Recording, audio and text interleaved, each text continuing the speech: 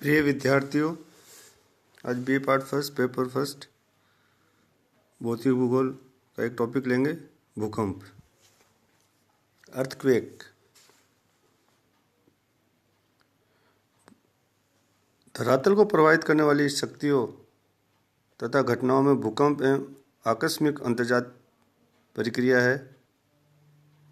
भूकंप शब्द का अर्थ भूपटल का कांपना है।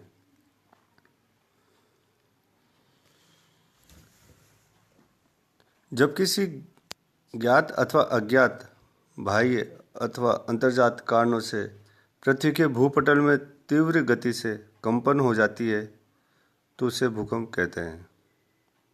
भूकंप भूपटल की कंपन अथवा लहर है जो धरातल के नीचे अथवा ऊपर चट्टानों के लचीलेपन या गुरुत्वाकर्षण की समस्थिति में क्षणिक अव्यवस्था होने पर उत्पन्न होती है। मोंकहाउस के अनुसार भूपटल की सेलों में संचलन या समायोजन की क्रिया द्वारा बाहर की ओर सभी दिशाओं में होने वाली प्रत्यास्थ प्रघाती तरंगे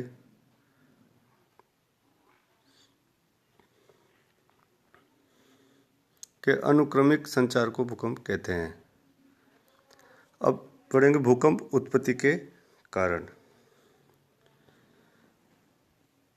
लीड और जॉर्डसन के अनुसार भूकंप का प्रमुख वैज्ञानिक कारण सेलों की प्रतिरोधक क्षमता से अधिक विक्षोभ का होना है।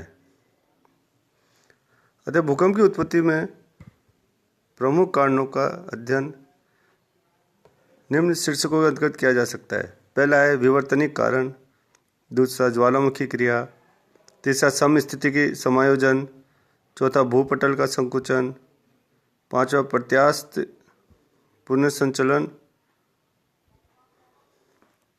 सिद्धांत, प्लेट विवर्तनिकी, जलीय भार और अन्य कारण।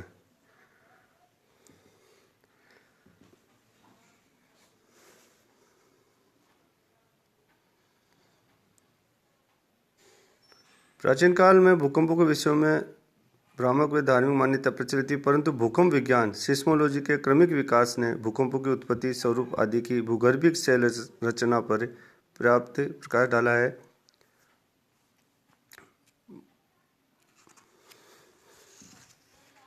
और इसके कारण थोड़ा विस्तार से अध्ययन करेंगे।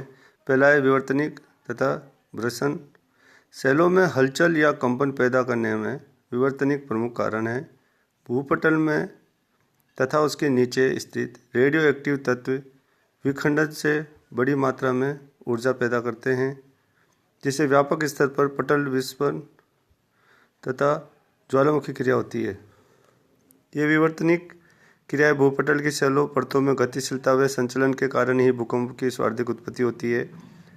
विवर्तनिक प्रक्रियाओं द्वारा महाद्वीप निर्माणकारी तथा पर्वत निर्माणकारी क्रियाओं के अंतर्गत चलन व भ्रसन होते रहते हैं, जिससे अनेक बल व प्रतिबल उत्पन्न होते हैं। जो सेलें प्रतिबल का प्रतिरोध नहीं कर पाती उनमें भ्रंश पड़ जाते हैं। ये भ्रंश ही सेल परतों में आकस्मिक हलचल पैदा करके भूकंपों की उत्पत्ति का कारण बनते हैं। जैसे कैलिफोर्निया में सान एंड्रियास भ्रंश भूकंपों की लगातार उत्पत्ति के लिए प्रसिद्ध हो गया है। अब लेते दूसरा ज्वालामुखी क्रिया है। ज्वालामुखी क्रिया सेलों में होने वाले विक्षोभ उत्पत्ति का दूसरा बड़ा कारण है, क्योंकि ये स्पष्ट है प्रत्येक ज्वालामुखी क्रिया या पेटी में भूकंप हमेशा आते रहते हैं। ज्वालामुखी क्रिया में अचानक तीव्र गर्म लावा के साथ भाप व गैसों के विस्फोट होते हैं, जिससे सेलों में हलचल उत्पन्न होती है जो भूकंपों का कारण बन जाती है। 1969 में सिसिली के एटना ज्वालामुखी क्रिया के बाद भूकंप के झटकों से समस्त कैरेनिया नगर दब गया तथा 1883 में जावा सुमात्रा के मध्य क्रोकोटोवा द्वीप का भूकंप ज्वालामुखी विस्फोट के बाद आया, जिसके झटके 2 वर्ष बाद भी लगातार लगते रहे। तीसरा है समस्थितिक समायोजन। धरातल पर बड़े बड़े स्थलों के मध्य समस्थिति पाई जाती है, परंतु भू आकृतिक प्रक्रमों के कारण ये क्षेत्रीय असंतुलन पैदा हो जाता है। इस असंतुलन को बनाए रखने के लिए भूकंप उत्पन्न होते हैं। नदियों द्वारा लगातार अपरदन द्वारा महाद्वीपीय का अवसाद समुद्र तलीय क्षेत्रीय प्रदेशों में जमा होने लगता है। जमाव की अधिक मात्रा हो जाने पर प्रत्यय अर्थात मेटल का पदार्थ डेटा सेलों के नीचे से संवहन धाराओं द्वारा प्रवाहित होकर पर्वतीय भागों के नीचे पहुंच जाता है, जिससे धीरे धीरे पर्वतों का उत्थान होता है। इस प्रकार समस्थिति संपीड़न की प्रक्रिया द्वारा ऊर्जा विमुख होती है। वे सेल परतों में हलचल उत्पन्न करती है। अब आगे अपन लेते हैं नेक्स्ट, प्रत्यास्थ पुनर्संचरण सिद्धांत। 1906 में H.F. रीड महोदय ने इस सिद्धांत की खोज की थी। इस सिद्धांत के अनुसार प्रत्येक आंतरिक चट्टानें रबड़ की भांति लचीली होती है तथा तनाव व खिंचाव की उनकी एक सीमा होती है। इन तनावों के बढ़ते जाने पर प्रतिरोध की सीमा समाप्त हो जाती है, जिससे चट्टान टूट जाती है। इससे संचित ऊर्जा के अचानक विमुख होने से भूकंप तरंगों का प्रसार होता है, अर्थात चट्टान रबर की भांति टूटने पर शीघ्रता से अपना स्थान ग्रहण करने के लिए झपटती है, जिससे पृथ्वी के चट्टानों में कंपन होता है। रीड के अनुसार रीड के सिद्धांत के निम्न प्रकार अधिक स्पष्ट किया जा सकता है। फिर लेते पांचवा, प्लेट विवर्तन सिद्धांत। स्थलमंडल दृढ़ व कठोर प्लेटों से निर्मित है तथा इन प्लेटों के किनारों रचनात्मक ऋणात्मक व संरक्षित किनारों पर भूकंपीय घटनाएं होती है। मध्य महासागरीय कटकों के सारे रचनात्मक किनारे स्थित है, जो विपरीत दिशाओं में खिसकते हैं। दाब मुक्त होने पर कटक के नीचे की सेलें पिघलती है और मैग्मा दरारों से बाहर आता है, जिससे भूकंप उत्पन्न होते हैं। इस प्रकार विनाशात्मक प्लेट किनारे आमने सामने गतिशील होने से परस्पर टकराते हैं तथा उस धरातल का प्लेट किनारा के नीचे अधिक घनत्व प्लेट किनारा नीचे खिसक जाता है तथा नीचे दशा भाग 100 किलोमीटर गहराई में जाने पर मेंटल्स में पिघल जाता है और मैग्मा का उद्भवन हो जाता है, जिससे अधिक गहराई वाले भूकंप उत्पन्न होते हैं। छठा है भूपटल का सिकुड़ना। पृथ्वी के संकुचनवादी सिद्धांत के अनुसार पृथ्वी के भूपटल में तापक्रम के विकिरण के परिणाम स्वरूप आकार में लगातार कमी आ रही है, जिससे सेलों में खिंचाव, संपीड़न व विक्षोभ उत्पन्न होता है, जो भूकंप के लिए उत्तरदायी है। जेफरीज ब्यूमॉन्ट इस प्रकार के विचार के प्रतिपादक है।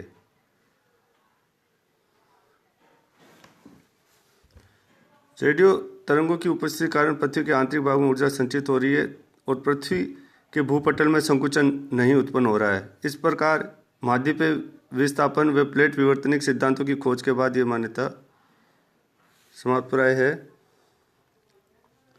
फिर सातवां है कृत्रिम जलीय भार। धरातल पर विशाल मात्रा में जल का एकत्रित बांध के रूप में एक स्थान पर किया जाता है तो भू संतुलन में अव्यवस्था उत्पन्न हो जाती है। ऐसे भूगोलवेताओं का एक वर्ग मानता है। इसके अनुसार बांध बनाने के बाद कोलोराडो नदी क्षेत्र में भूकंप आना आरंभ हो गया।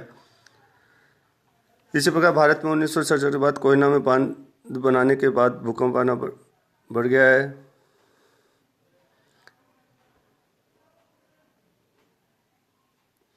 आठवां है भाप व गैसों का फैलाव।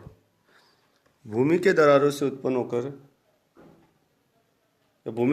से होकर या ज्वालामुखी नलिका से जल आंतरिक भागों में पहुंच जाता है तो वह जल भूगर्भ की प्रचंड गर्मी से भाप व खनिजों से मिलकर गैसों का रूप धारण कर लेता है। भाप व गैसों का अधिक तापमान के कारण आयतन में वृद्धि हो जाती है, जिससे भूपटल में सेलों में हलचल द्वारा भूकंप उत्पन्न होते हैं। अन्य कारण उपयुक्त कारणों द्वारा विनाशकारी भूकंपों का जन्म होता है, परंतु कुछ कारणों से छोटे भूकंपों का भी उदय होता है, जिनमें सागरीय लहरों द्वारा तटीय भाग से टकराना, कगार का टूटकर गिरना, वेगवान सुनामी लहरों का तटीय भागों में टकराना, कास्ट शिलाकृतियों में गुफाओं की छत का गिरना, लोहेस मिट्टी का खिसकाव, अपक्षय के कारण भूस्खलन, अणुपरमाणु बमों का विस्फोट आदि भूकंपों की उत्पत्ति का कारण बनते हैं। भूकंपीय लहरें क्या है? भूकंपीय लहरें फोकस उद्गम केंद्र से चारों दिशाओं में भूकंपीय लहरें प्रवाहित होती है तथा सर्वप्रथम अधिकेंद्र एपिसेंटर पर पहुंचती है। समान तीव्रता या आघात वाली रेखाओं के सम भूकंप रेखाएं कहते हैं। भूकंप होते ही चट्टानों के खिसकते ही उसके उद्गम स्थल से दो विभिन्न प्रकार की तरंगें उत्पन्न होती है। जो तरंगें जमीन के अंदर प्रवेश करती है उनको पिंड तरंगें कहते हैं। जो पिंड तरंगें ध्वनि तरंगों से मिलती जुलती है उसको पी तरंगें कहते हैं।